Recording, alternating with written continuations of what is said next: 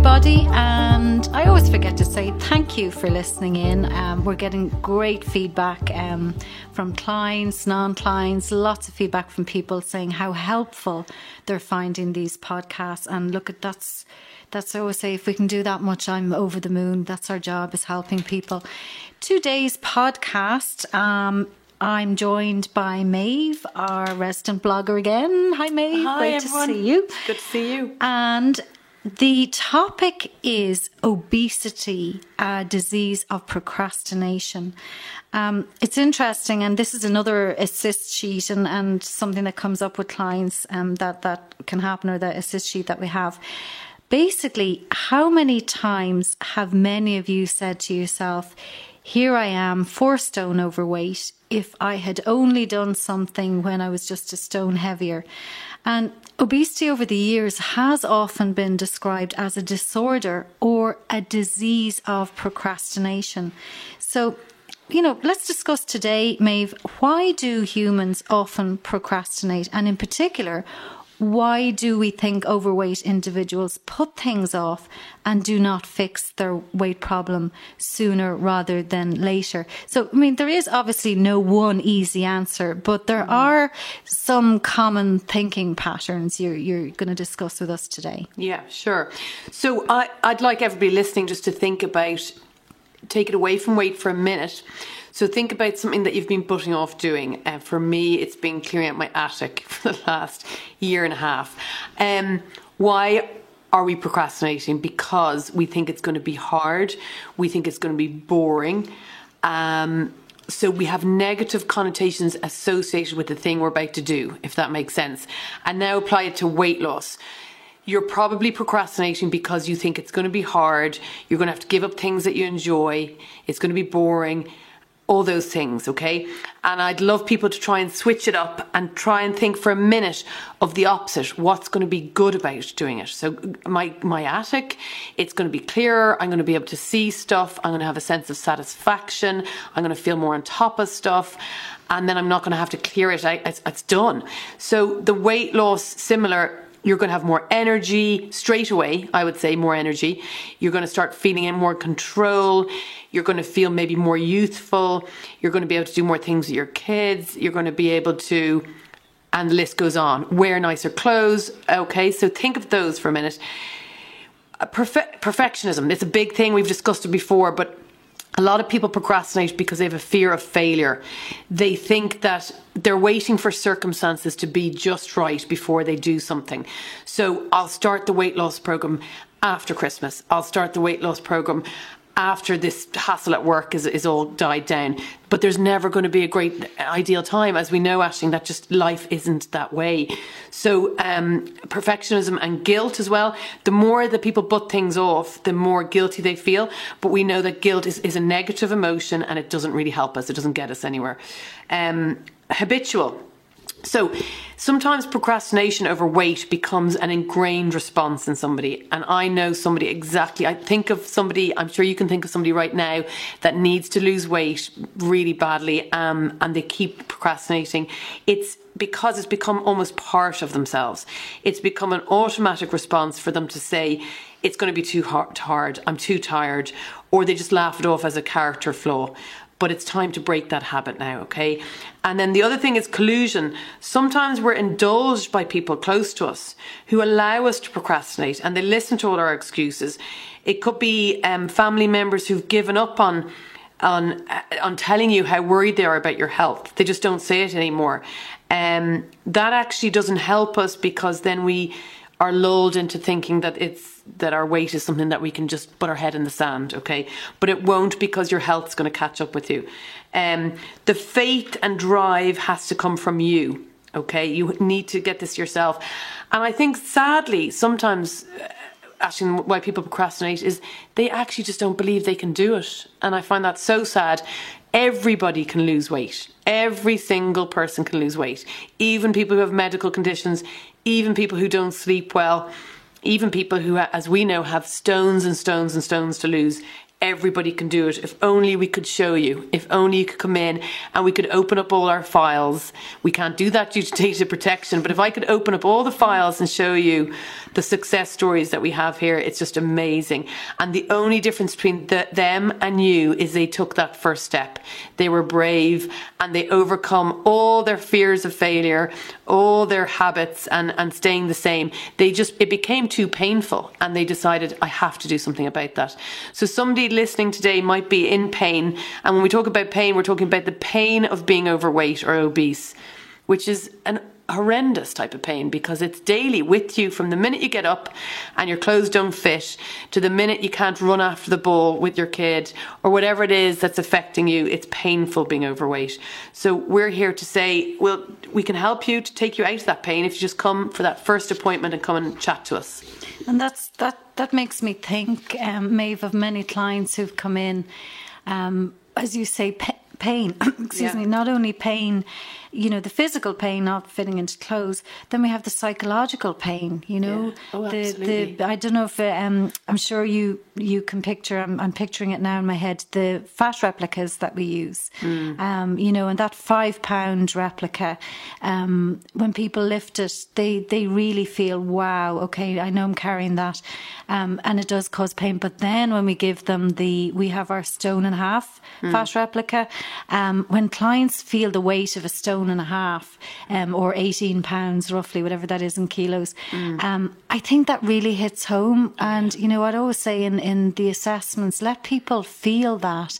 That is you're carrying that on your joints, you're carrying it on your heart, your muscle, and then we also look at, now we can see visceral fat. You're carrying fat internally. This is the danger fat. You and I have talked about that before. And not only all that physical pain, but then the psychological pain. So usually what we do is we take let the clients, then we take the fat replica away from them. And isn't it amazing? I know you've done this with clients too, how when you're carrying that and then suddenly I think of the phrase, a weight lifted off my shoulders, how free nearly you feel psychologically and physically. It's an amazing tool, isn't it? It is amazing. I love getting people to hold that big, large one, and to give them a pat on the back. I mean, they don't need a pat on the back because they know how it's changed their life already. And then, Aisling, we were talking before a bit about the reason people procrastinate can be a story that they're telling themselves. Examples are, I've tried everything before and nothing works. I always lose the weight and it goes back on. I'm just big boned. I have a poor metabolism. They're giving you a reason to avoid trying. It's like letting yourself off the hook. But the thing is, you need to walk towards the discomfort. So I think people are programmed to avoid discomfort. They don't want to have the awkward conversation. They don't want to have to face it. But it's much more uncomfortable to stay where you are. I think that's the thing. And we're seduced into quick fixes and avoiding pain or effort. But the reality is, anything that's worth having usually involves some hard work. But it's not going to kill you. It's very doable. It's not painful. It all adds up to an amazing result. And we just take you through that, step by step. And the amazing thing about motivation, I think, is I like to think of them as the consultants as coaches. They're championing you along the way. You have your own personal person that you go into once a week. I would love that right now, actually, because I've got about 5 pounds to lose, and I would love to go in and meet the same person once a week for 5 weeks in a row to encourage me and to talk about me for that slot. It's all about you, and you get that person bring you along the journey. So don't forget that. We will make it easier. Yes, you do. It does require effort, but we're going to make it easier for you, and we'll do it together as a team. And I think that's the amazing thing about motivation. And you've mentioned the word benefits, that it's with negative thoughts, you know, it's so common that people think, we've talked about this, of all the negative stuff. Oh, a diet itself is a negative word. Oh, yeah. So sometimes I know we may have said it, it's a habit again. Yeah. We're only human. We're not going to beat ourselves up, but it's not a diet. We'd prefer to say eating plans. They're healthy eating plans. So you're not even deprived on this or you don't feel deprived. Yeah. You're not hungry. You've loads of energy. You're losing weight. You're looking better. You're not losing muscle. Yeah. You're nice and toned.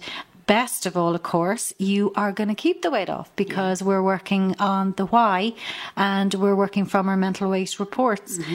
So as you said, Maeve, look at the benefits. And then I think based on what you've said there, and we've talked about this before, of, you know, CBT, cognitive behavior therapy, which is what our program is based on, and NLP, neuro-linguistic programming, that if I say that to myself, what am I going to gain by this?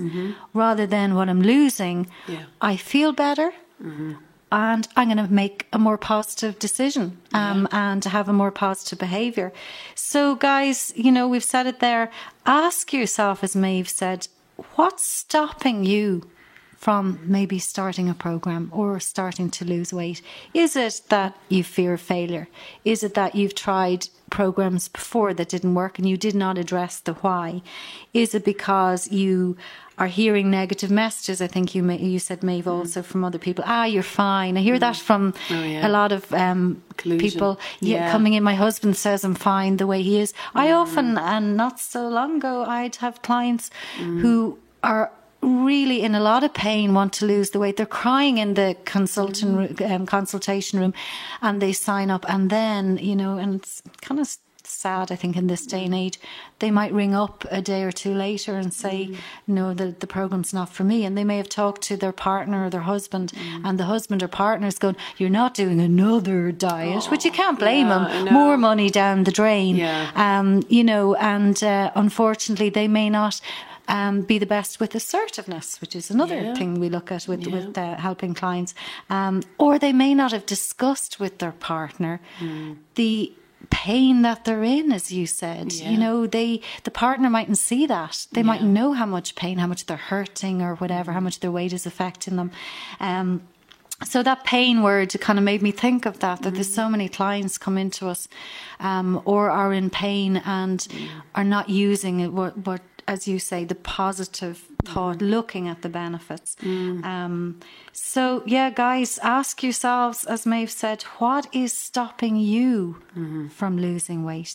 That's a really important question. And Maeve, thank you so much for sharing all that information with us today, because I honestly hope that it does help anyone out there who is in pain. We've seen it. We're in business, 24 years. You know, and I'm not saying everybody is out there is in pain. I know. You know, some people come in, they've only, like you said, 5 pounds to lose, and it's some simple habits need to be changed. But, you know, I think because so many people now, there's so many programs out there, have tried so many things.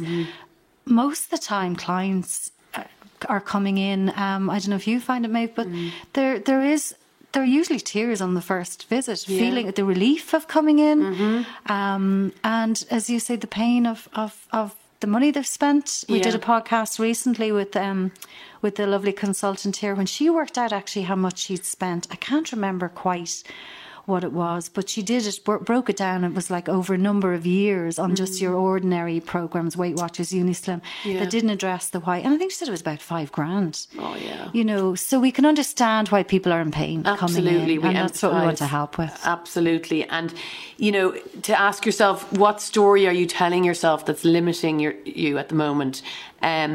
Look at, people tell themselves stories and then they support it. They look for evidence to support it from people around them, or but you keep telling yourself the same story and it's keeping you stuck. It's time to actually get rid of that and take action. And this can be applied to anything in life, I think. Anything that you want to achieve, any goal. If you're not achieving it, if you're not taking the first steps, it's because you're telling yourself some story about failure, probably. And it's time to change that. We can help you with that. So come in and chat to us. We'd love to help you with it. Maeve, thank you as always. It's always a pleasure to do these podcasts with you and share all your wonderful knowledge and research and get a different slant on it. And again, listeners, I think the main thing for me that jumped out, I go away from, you motivate me. I go away with new information. Likewise. Or, you'd say a line and I'll go, okay, that's stuck in my head. But again, I think the big thing here, what's stopping you from starting a program? Thank you, listeners. Thank you.